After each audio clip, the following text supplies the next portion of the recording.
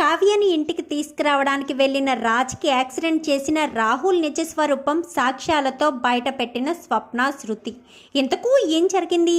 అసలు కావ్యని ఇంటికి తీసుకురావడానికి రాజ్ వెళ్ళడమేంటి? మరి రాజ్కి యాక్సిడెంట్ చేసిన రాహుల్ నిజ స్వరూపం సాక్ష్యాలతో స్వప్న శృతి ఎలా బయటపెట్టారు? అసలు ఏం జరిగిందనేది వీడియోలో చూసి తెలుసుకునేద్దాం. బ్రహ్మముడి అప్కమింగ్ ఎపిసోడ్స్లో ఏం జరగబోతుందో ముందుగా తెలుసుకోవాలి అనుకుంటే వీడియోని లైక్ చేయండి, ఛానల్ని సబ్స్క్రైబ్ చేసుకోండి, పక్కనే ఉన్న బెల్ సింబల్లో ఆల్ పై క్లిక్ చేయండి. ఇలా చేయడం వల్ల అందరికంటే ముందుగా చూడవచ్చు. మొత్తం మీరు చూసుకున్నట్లయితే ఇంకా కావ్య పక్కన లేకుండా పూజ చేయకూడదని చెప్పిన ఇందిరాదేవి మాటలతో ఇంకా రాజ్ అయితే నేను పూజ చేయను, ఇప్పటికే ఇవన్నీ సర్దాను కాబట్టి ఇంక నేను పూజలోంచి తప్పుకుంటున్నానంటూ రాజ్ పక్కకు తప్పుకునేసరికి అదేంటి రాజ్, ఇచ్చిన మాట తప్పుతావా? నువ్వే కదా వినాయక పూజ పూర్తి చేస్తానని మాట ఇచ్చావు అని చెప్పనుగానే నేనైతే కళావతిని తీసుకురానంటూ ఇంకా రాజ్ అయితే సైలెంట్ అయిపోతాడు.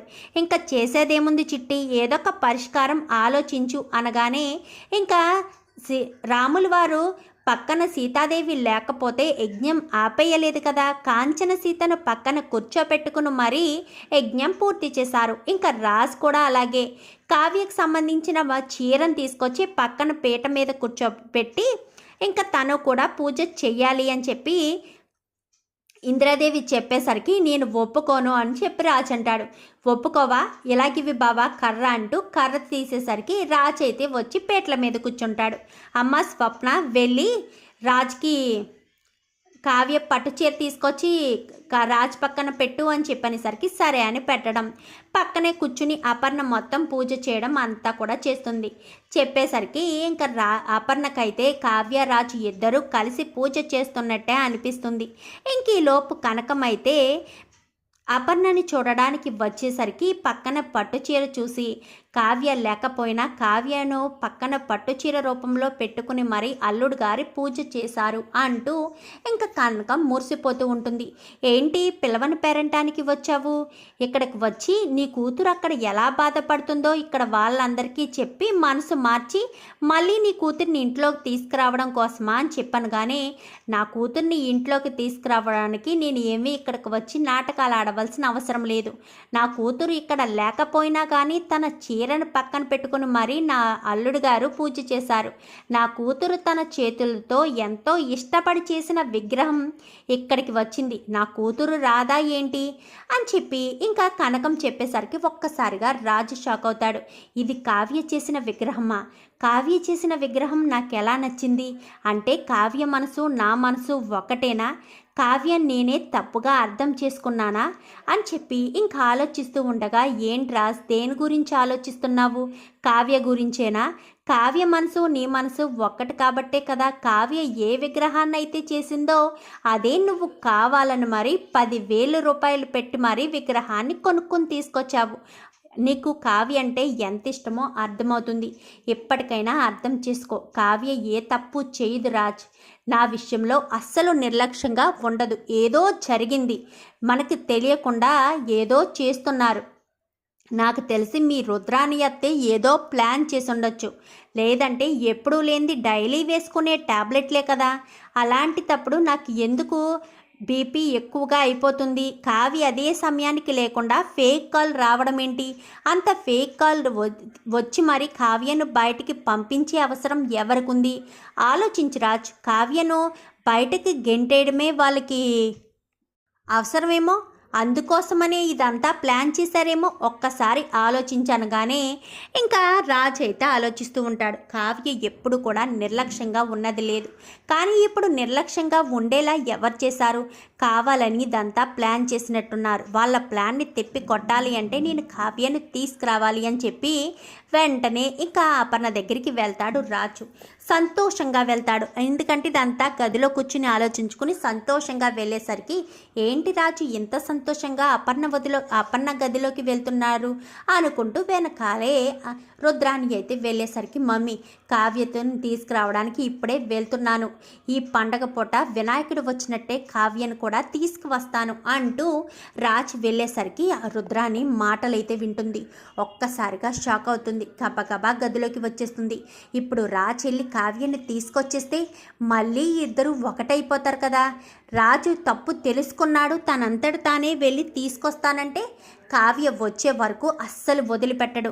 ఖచ్చితంగా కావ్యని తీసుకొచ్చే తీరతాడు. అందుకే కావ్య ఇంట్లో రాకుండా ఉండాలి అంటే రాజ్కి యాక్సిడెంట్ చేయించాలి. వెంటనే రాహుల్కి ఫోన్ చేస్తుంది రుద్రాణి అయితే.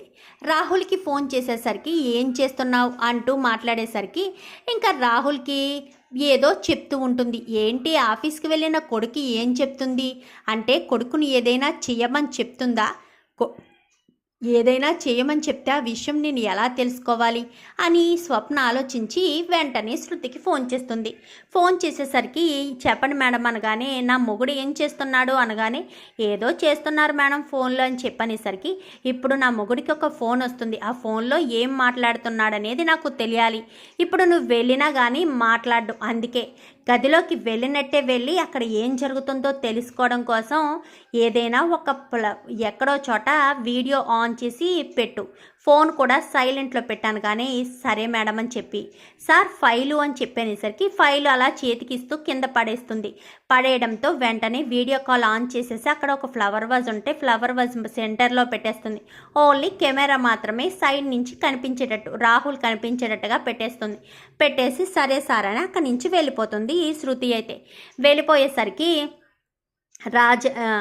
ఇంకా వెంటనే రుద్రాణి రాహుల్కి ఫోన్ చేస్తుంది. ఫోన్ చేసి ఆల్రెడీ చెప్పింది కదా, రాహుల్ కాస్త రౌడీలకి ఫోన్ చేస్తాడు. ఫోన్ చేసి ఇప్పుడే రాజ్ బయలుదేరాడు, రాజ్ కార్ నెంబర్ తెలుసు కదా అంటూ కార్ నెంబర్ చెప్పి మరి రాజ్కి యాక్సిడెంట్ చేసేయాలి.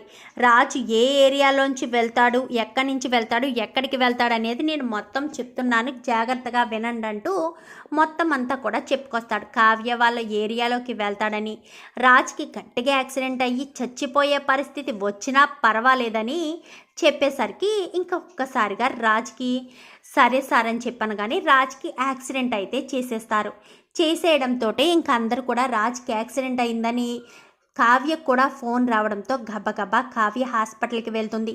అందరూ కూడా హాస్పిటల్కి వెళ్తారు. ఇంకా రుద్రాణి అయితే అక్కడికి వెళ్ళి హాస్పిటల్లో ఇదంతా కావ్య వల్లే జరిగిందంటూ మాట్లాడుతూ ఉంటుంది. అప్పటికే స్వప్న ఇంకా వీడియో అంతా అయిపోయిన తర్వాత రాహుల్ అక్కడి నుంచి వెళ్ళిపోవడంతో వీడియో అయితే ఆఫ్ చేస్తుంది. ఆఫ్ చేసి స్టార్టింగ్ నుంచి చూసేసరికి యాక్సిడెంట్ చేయమన్నదంతా కూడా అందులో రికార్డ్ అవ్వడంతో ఒక్కసారిగా శృతి షాక్ అవుతుంది. షాక్ అయ్యి వెంటనే స్వప్నకి ఫోన్ చేస్తుంది. మేడం రాహుల్ సారు ఎవరికో ఫోన్ చేసి రాజ్ సార్కి యాక్సిడెంట్ చేయమని చెప్పారు మేడం, రాజ్ సార్ పరిస్థితి ఇప్పుడు ఎలా ఉంది అని చెప్పనేసరికి ఏంటి రాహుల్ ఫోన్ చేసి చెప్పాడా అని చెప్పాను కానీ అవును మేడం అని చెప్పనేసరికి సరే నీకు నేను మళ్ళీ ఫోన్ చేస్తాను, అప్పుడు నువ్వు ఆ వీడియో పట్టుకుని ఇక్కడికి వచ్చేసాయి, అయినా నువ్వు హాస్పిటల్ దగ్గరికి వచ్చేసాయి ఫోన్ చేసే వరకు ఎందుకు అని చెప్పనేసరికి సరే అని ఏ హాస్పిటల్ మేడం అనగానే పలానా హాస్పిటల్ అని చెప్పేసరికి అక్కడికైతే వస్తారు. ఇంక ఈ లోపు రుద్రాణి అయితే మొదలు పెట్టేస్తుంది. ఇదంతా కావ్య వల్లే వదినా, నీకు ఇంకా అర్థం కాలేదా, కావ్యాన్ని ఇంటికి తీసుకురావడం కోసమే కదా రాజు వెళ్ళాడు, రాజు వెళ్ళడం వల్లే కదా రాజ్కి యాక్సిడెంట్ జరిగింది, లేదంటే రాజ్కి యాక్సిడెంట్ జరుగుండేది కాదు కదా, కావాలనే కావ్య కోసం వెళ్ళడం వల్లే రాజ్కి ప్రమాదం జరిగింది, ఇదంతా కావ్య దురదృష్టం అంటూ ఇంకా రుద్రాణి మొదలు పెట్టేసరికి ఏం మాట్లాడుతున్నారత్తా అని చెప్పాను కానీ నువ్వు మాట్లాడకని చెప్పనేసరికి మీరేం మాట్లాడకండి, అసలు కుట్రలన్నీ మీరు చేసి కావ్య మీద తప్పు పెడతారేంటి, మా కావ్య ఏం చేసిందా అనగాని మీ కావ్య ఏం చేసిందా, రాజ్ ఇంచక్కడగా ఇంటి దగ్గర ఉండేవాడు, కావ్య కోసం బయలుదేరకపోయి ఉంటే రాజ్కి యాక్సిడెంట్ జరిగేది కాదు కదా అని చెప్పనేసరికి అవునా అత్త నువ్వు చెప్పేది నిజమే, రాజ్ కనుక ఇంటి దగ్గరే ఉండుంటే యాక్సిడెంట్ జరిగేది కాదు, ఇప్పుడు రాజ్ వెళ్ళి కావ్యని ఎక్కడ ఇంటికి తీసుకొచ్చేస్తాడనే కదా మీకు భయం వేసే కదా నీ కొడుక్కి ఫోన్ చేసి మరి రాజ్కి యాక్సిడెంట్ చేయించమని చెప్పావు అని చెప్పనేసరికి ఏం మాట్లాడుతున్నావు స్వప్న అని చెప్పనేసరికి నిజమంటే నేను చెప్పేది నిజమే అని చెప్పాను. కానీ ఏ స్వప్న ఏంటి నా మీద నిందలు వేస్తున్నావు అనగానే మీ మీద నిందలు వేయవలసిన అవసరం ఏముంది? మీరు తప్పులు చేసేవాళ్ళు కాదా, నేరాలు చేసేవాళ్ళు కాదా? రాజు ఈరోజు ఈ పరిస్థితిలో ఉన్నాడంటే కారణం మీరు కాదా అని చెప్పినసరికి మమ్మల్ని అంటావేంటి, మేమేం కారణం కాదు, అయినా రాజుకి యాక్సిడెంట్ చేసింది మేం కాదు, మీ చెల్లెలే. ఒక రకంగా చెప్పాలి అంటే నీ చెల్లెల గురించి వెళ్తుంటేనే రాజుకి పరిస్థితి వచ్చింది అంటూ మాట్లాడేసరికి ఒక్కసారిగా రుద్రాణి మీద చెయ్యి ఎత్తుతుంది స్వప్న. అయితే చి మిమ్మల్ని కొట్టడానికి కూడా నాకు చేతులు రావడం లేదు అని చెప్పనేసరికి శృతి రానే వస్తుంది. వచ్చావా శృతి రా అని చెప్పాను. కానీ మేడం ఫోన్ అనగానే ఫోన్ అయితే శృతి స్వప్న చేతిలో పెట్టేసరికి ఏంటి ఇప్పటి వరకు ఏం మాట్లాడారు? రాజు కావ్య కోసం వెళ్ళడం వల్లే కావ్యకు రాజుకి యాక్సిడెంట్ అయింది అని చెప్పారు కదా, అసలు విషయం ఏంటో చెప్పనా ఆంటీ? రాజు ఎక్కడ కావ్యని ఇంటికి తీసుకొచ్చేస్తాడన్న భయంతోనే కావాలనే మా అత్త రాహుల్ కలిసి రాజ్కి యాక్సిడెంట్ చేయించారు, కావాలంటే వీడియో చూడండి అనగానే వీడియోలో ఏముంది, ఏం చూపిస్తుంది ఇది అని చెప్పి ఇంకా రాహుల్ రుద్రాని ఇద్దరు కూడా అనుకునేసరికి ఇంకా రాహుల్ ఫోన్లో మాట్లాడిన మాటలన్నీ కూడా రాజు కార్ నెంబర్తో సహా చేయడం, వాళ్ళు మళ్ళీ తిరిగి ఫోన్ చేయడం, రుద్రాని రాహుల్కి ఫోన్ చేసి చెప్పడం అంతా కూడా ఆడియోలో వినబడుతూనే ఉంటుంది.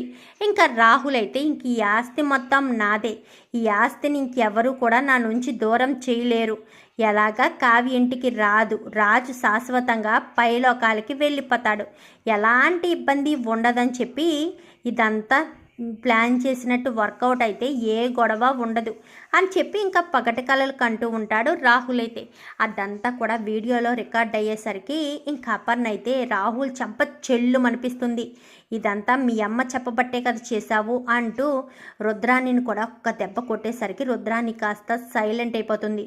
చూడండి అత్తయ్య, వీళ్ళు చేసేది ఇది, నా కొడుకుని చంపడానికి చూస్తున్నారు, బహుశా నాకు ఆ రోజు టాబ్లెట్లు మార్చింది కూడా వీళ్ళే కావచ్చు అని చెప్పి అనుకుంటూ నా కొడుక్కి ఏదైనా జరగాలి అప్పుడు చెప్తాను, మీరిద్దరూ ఇంట్లో అడుగు పెట్టారంటే మాత్రం కాళ్ళు ఎరగొడతానంటూ ఇంకా అపర్ణ అయితే చెప్తుంది. కావ్య అలా ఏడుస్తూనే ఉంటుంది. అమ్మ కావ్య బాధపడకు అని చెప్పనేసరికి ఆయనకు ఆ పరిస్థితి ఉంటే బాధపడకుండా ఎలా ఉంటాను అత్తయ్య అంటూ ఇంకా కావ్య అయితే అంటూ ఉంటుంది. చూద్దాం మరి రాబోయే ఎపిసోడ్స్లో ఏం జరగబోతుందో. వీడియో నచ్చితే లైక్ చేయండి, ఛానల్ని సబ్స్క్రైబ్ చేసుకోండి, పక్కనే ఉన్న బెల్ సింబల్లో ఆల్ పై క్లిక్ చేయండి. ఎలా చేయడం వల్ల అందరికంటే ముందుగా చూడవచ్చు.